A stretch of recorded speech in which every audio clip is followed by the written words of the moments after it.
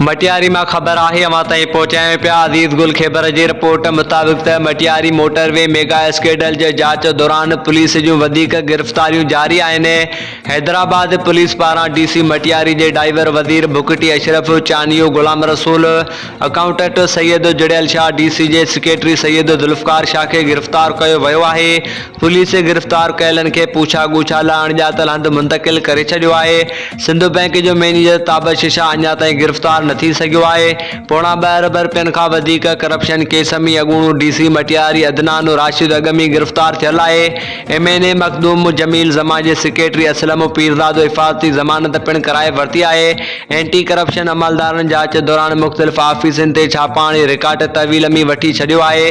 वधीक गिरफ़्तारियुनि जा इम्कान जॾहिं त एंटी करप्शन मटियारी ज़िले जे इंचार्ज ऑफिसर इरफान अरबाब सां राब्तो करण ते ॿुधायो त असां का बि गिरफ़्तारी न कई आहे। हिन केस जी जांच बि असां वटि न आहे।